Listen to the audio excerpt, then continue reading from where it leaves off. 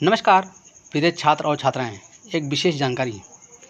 इसमें जो आपकी वीडियो है 80 की स्पीड, 100 की स्पीड, 120 की स्पीड है, जो एक निश्चित पत्रिका से दी गई है। वो पत्रिका आपको PDF के माध्यम से व्हाट्सएप पर प्रोवाइड कराई जाएगी और उस पत्रिका को आप होमवर्क करेंगे और हमारे व्हाट्सएप पर भेजेंगे और हम उसकी जांच करेंगे, फिर आपको भेजेंगे। तो आप मिला करके फिर उसकी आपको प्रैक्टिस करना है। घर में कम से कम 10 बार उसकी नकल लिखना है और फिर हमारे दी गई स्पीड पर आपको टारगेट करना है, यानी कि 80 की, 100 की, 120 की। इसी प्रकार टारगेट करते रहेंगे और आगे बढ़ते रहेंगे। धन्यवाद। Ready start. सभापति महोदया, मैं आपकी अनुमति से आधे घंटे की चर्चा उपस्थित करता हूं। जब मैंने दिनांक 10 मार्च 2008 को तारांकित प्रश्न पूछा था तो माननीय संचार मंत्री जी ने उसके उत्तर में कहा था कि किसी भी संचार केंद्र को बंद नहीं किया गया है तथा किसी संचार एजेंट को बर्खास्त नहीं किया गया है।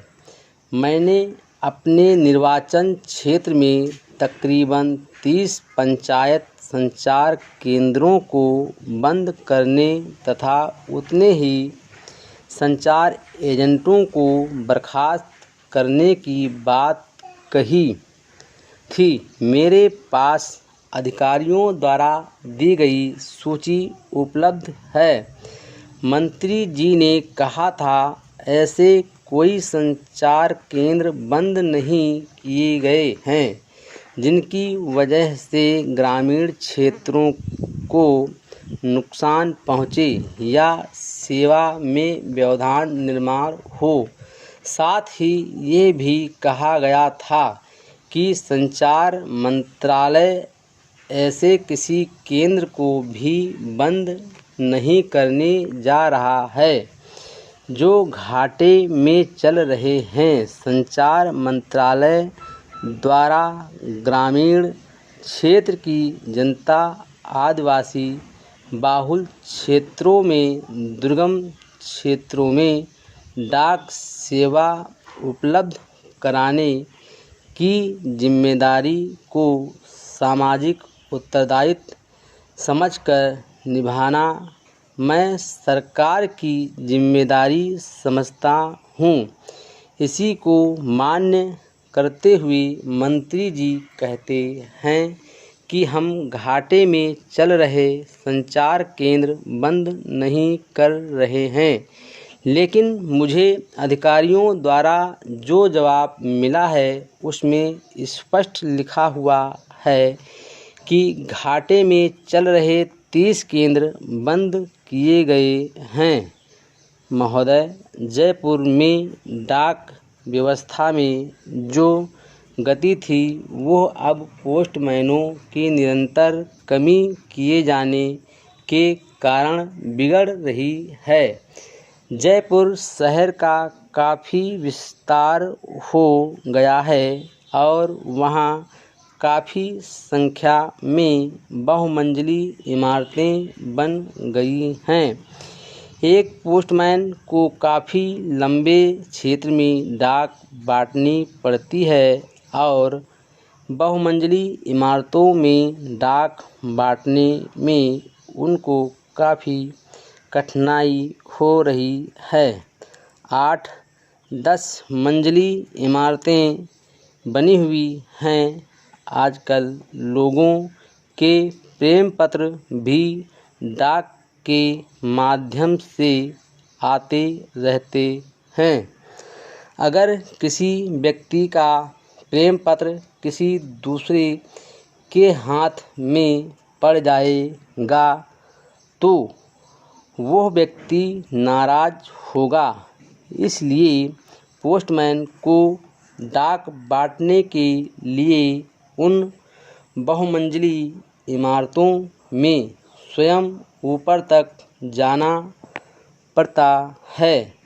जयपुर में डाक बांटने वालों की संख्या जयपुर के विस्तार को देखते हुए काफ़ी कम है और वहाँ पोस्टमैनों के रिक्त पदों पर भर्ती करने पर पाबंदी लगी हुई है। इसलिए आपके माध्यम से सरकार से मेरी मांग है कि वहाँ नए पोस्टमैनों की भर्ती की जाए और रिक्त पदों को भरने पर जो पाबंदी लगी हुई है उसे हटाई जाए। सभापति महोदय, हमारे मित्र ने एक बहुत ही महत्वपूर्ण विषय उठाया है। हम कुरियर सेवाएं लेकर आए। आज कुरियर सेवाएं ज़बरदस्त व्यापार कर रही हैं। इसमें लाखों लोग काम कर रहे हैं। आज सरकार ने एक फैसला किया है कि छोटी कुरियर सेवाओं को बंद किया जाएगा। आप इससे लाखों लोगों को बेरोजगार कर रहे हैं। आपकी बात हमारी समझ में आती है। आप नए डाकखाने नहीं खोल रहे, लेकिन शहरी क्षेत्रों में जहां पुराने डाकघर हैं वहां हर आदमी उसे खाली कराना चाहता है। इसके लिए वो न्यायालय में जाता है, हम लोगों से संपर्क करता है, पत्र लिखता है, आदि सारे काम करता है।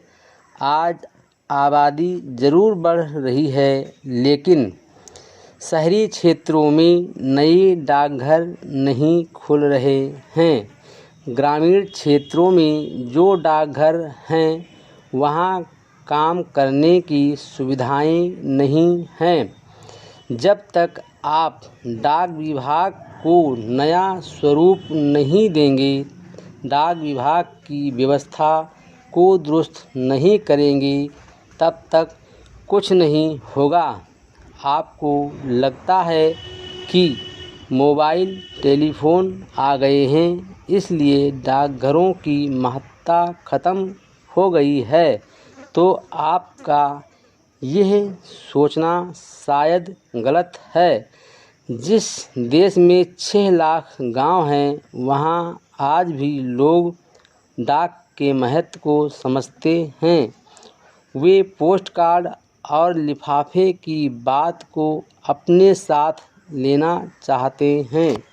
महोदय, मैं मंत्री महोदय से ये अनुरोध करना चाहूँगा कि नए डाकघर खोलना तो दूर रहा, जो डाकघर कई वर्षों में जनप्रतिनिधियों और जनता की मांग पर स्थापित किए गए थे, उनको बंद करना कहाँ तक उचित है। कम से कम हम लोगों को तो इसके लिए विश्वास में लिया जाना चाहिए था। मेरे ज़िले में 5-7 डाकघरों को मर्ज के नाम पर बंद कर दिया गया है और कुछ को समीप के डाकघरों में मिला दिया गया है। जब जनता बार बार पूछती है कि यह केंद्रीय सरकार का विषय है, आप सांसद हैं, आपने डाकघर बंद करवा दिए, तो हमारी स्थिति बहुत हास्यास्पद हो जाती है। पहले कुछ सुविधाओं के आधार पर ही डाकघर स्थापित किए गए थे और वे 15-20 सालों से सेवाएं दे रहे हैं। पेंशन खाता, बचत खाता, स्कूलों के खाते आदि सभी इन डाकघरों में चलते थे। लेकिन एकदम से उनका पैसा रोककर यह अव्यवस्था पैदा कर दी गई है।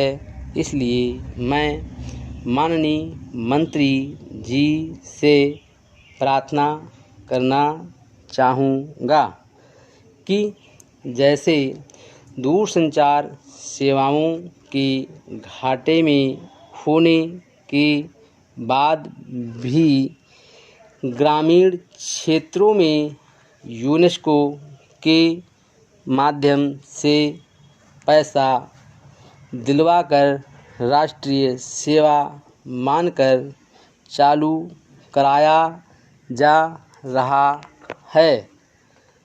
Full stop.